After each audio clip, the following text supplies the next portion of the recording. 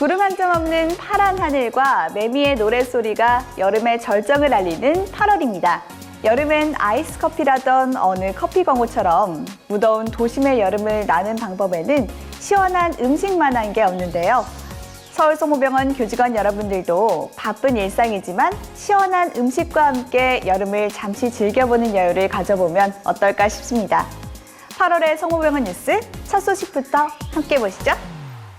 서울성모병원이 2021년 고객 참여 고맙습니다 캠페인을 진행했습니다. 이번 캠페인은 내외부 고객들이 그동안 전하지 못한 감사와 희망의 말을 전하는 감사 엽서 전하기, 환자 경험 감동 사연 전시, 마음 담음, 좋은 경험 나누기 등의 프로그램으로 구성됐는데요. 그중에서도 환자와 보호자들이 원하는 글귀를 캘리그라피로 작성해드리는 마음 담은 캘리그라피 메시지 만들기 프로그램으로 환자와 보호자들의 마음에 평안과 따뜻한 위로를 전했습니다. 서울성모병원이 코로나19 혈액 부족 사랑의 헌혈에 동참해 이웃사랑을 실천했습니다. 이번 행사는 코로나19 장기화에 따른 헌혈 인구 감소로 수혈용 혈액 수급이 어려워진 상황을 극복하는 데 동참하고 따뜻한 마음을 전달하고자 진행됐는데요. 서울성모병원은 단위 병상당 혈액 제제를 가장 많이 사용하는 병원입니다. 또한 절대량으로 봤을 때도 전국에서 가장 혈액 제제를 많이 사용하고 있습니다. 교직원 여러분들께서 헌혈에 동참해 주셔서 진심으로 감사드립니다. 성경에 나와 있듯이 이웃을 내 몸같이 사랑하라고 되어 있는데 헌혈은 이를 실천할 수 있는 좋은 방법입니다. 다시 한번 헌혈에 동참해 주셔서 진심으로 감사드립니다. 코로나19 백신 접종을 완료한 교직원들을 대상으로 사회적 거리두기 방역 지침을 준수하여 동참할 수 있도록 했습니다. 환자의 생명을 살리는 유일한 방법, 헌혈에 적극적으로 참여해주신 교직원 여러분의 헌신에 감사드리며 앞으로도 가톨릭 영성 실천으로 사회적 책임을 다할 수 있도록 노력하겠습니다.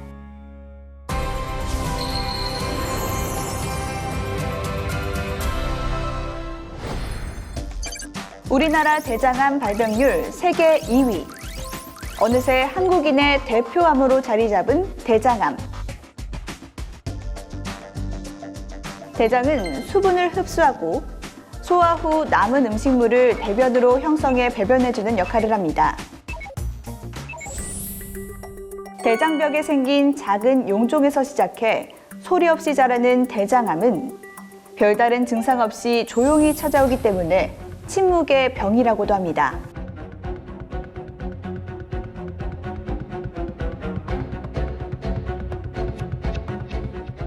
평상시에 건강한 생활 습관을 잘 유지하시고 주기적으로 대장 내시경 검사를 받는 것이 현재까지 알려진 대장암을 예방하는 가장 좋은 방법입니다. 대장 용종의 절반 정도는 조직 검사에서 선종으로 확인됩니다. 선종은 대장암으로 자라나는 전 단계 암 병변인데요. 대장 내시경 검사를 통해 선종을 미리 발견해 제거할 수 있어 정기적인 대장 내시경 검사는 대장암을 예방하는 효과가 큽니다. 지난번 대장 내시경 받으셨던 사진이고요. 저희가 다행히 내시경으로 완전 절제가 가능했습니다. 육안적으로도 완전 절제가 됐었고요. 조직 검사에서는 놀라시지 마시고 조기 대장암으로 확인이 됐기는 됐습니다.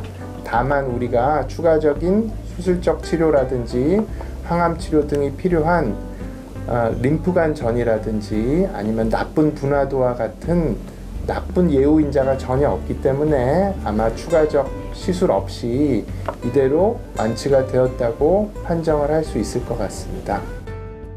대장암도 적절한 시기에 발견만 된다면 대장 내시경으로 완치가 가능합니다. 다만 가장 중요한 건 이 암이 얼마나 깊이 파고들었느냐의 문제인데요. 암이 대장벽에 깊게 파고들었으면 대장 바깥에 있는 림프절에 전이할 수 있는 가능성이 있기 때문입니다. 이것만 아니라면 이제 대장 내시경 치료기기나 술기가 많이 발전했기 때문에 아무리 크기가 커도 깊지만 않으면 내시경으로 완치할 수 있는 시대가 되었습니다. 염증성 장질환은 소화관에 만성적으로 염증이 생기는 질환입니다. 크론병과 궤양성 대장염, 베체트 장염 등이 있는데요. 염증성 장질환이 생기면 아랫배를 쥐어짜는 듯한 복통과 함께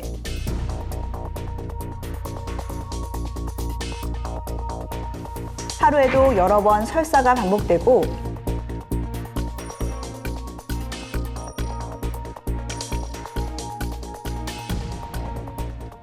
설사에 피가 섞여 나오기도 합니다.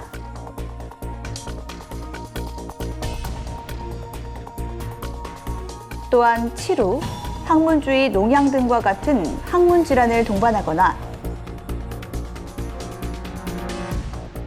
체중 감소가 나타나는데요. 이러한 증상이 장기적으로 지속되거나 반복될 경우 염증성 장질환을 의심해 봐야 합니다.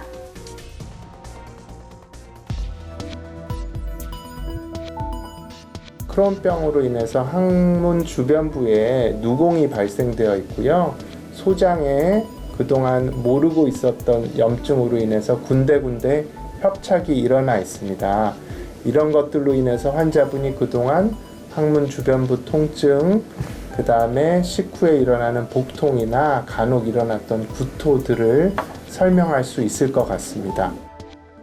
크론병은 질환이 진행되면 진행될수록 장이 좁아지거나 아니면 누공과 같은 수술적 치료가 필요한 합병증이 발생할 수 있기 때문에 적절한 시기에 진단을 하고 잘 치료를 유지하는 것이 굉장히 중요합니다. 대다수의 환자는 잘 치료를 받으시면 일반인과 마찬가지로 정상적인 직장 생활, 결혼 생활, 출산 등을 유지하는 것이 가능합니다. 환자분들이 음식물에 대해서 많이 궁금해 하시는데요. 아직까지는 어떤 특정한 음식물이 크론병을 악화시킨다고 알려진 것은 없습니다. 다만 평상시에 충분한 단백질 등을 포함한 균형 잡힌 식사를 유지하는 것이 중요하고요. 단, 협착이 있는 환자의 경우에는 섬유질이 많은 거친 음식은 협착 부위에 걸려서 장폐색증을 유발할 수도 있으므로 이런 환자분들은 주의를 하셔야 합니다.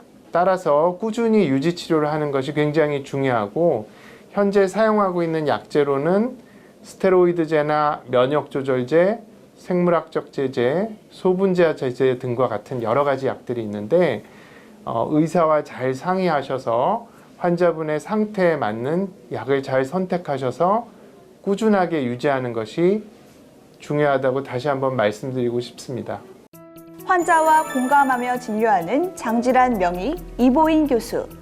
이보인 교수는 염증성 장질환의 새로운 치료 후보 물질 발굴뿐만 아니라 조기 대장암과 대장용종을 완전하고 안전하게 절제하는 방법, 대장 내시경 질 향상을 위한 연구와 새로운 내시경 치료기구의 개발, 내시경 분야의 인공지능 접목 등 앞서가는 치료와 선도적인 연구로 국내 장질환의 치료와 연구 수준의 향상에 기여하고 있습니다. 소화기 내과를 전공했던 펠로우 시절이 엊그제 같은데 이제 전공을 20년 넘게 한 50대 의사가 되었습니다. 처음 시작할 때는 소화기 내과를 하게 된 가장 중요한 이유가 환자의 복부를 절개하지 않고도 내시경만으로도 조기암들을 완치시킬 수 있다는 점이 가장 매력적이었었는데요. 하부위장관을 제가 전공하게 되어서 또 크론병이나 궤양성 대장염 같은 만성질환이 제 진료의 주 분야가 되었습니다. 저를 찾아온 환자분들이 가장 좋은 수준의 치료를 받을 수 있도록 끊임없이 제 힘이 닿는 한 공부하고 노력하는 의사가 되려 하고 있고 좋은 의사가 되려 했던 초심을 잃지 않으려고 계속 노력하겠습니다. 환자의 증상 개선과 삶의 질 향상을 위해 지속적이고 활발한 연구를 이어가고 있는 장질환 명의 이보인 교수.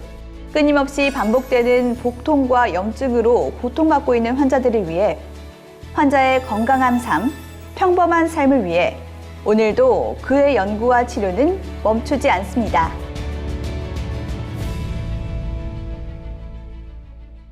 다음은 우리 병원의 다양한 소식을 전하는 서울송호병원 포토뉴스입니다.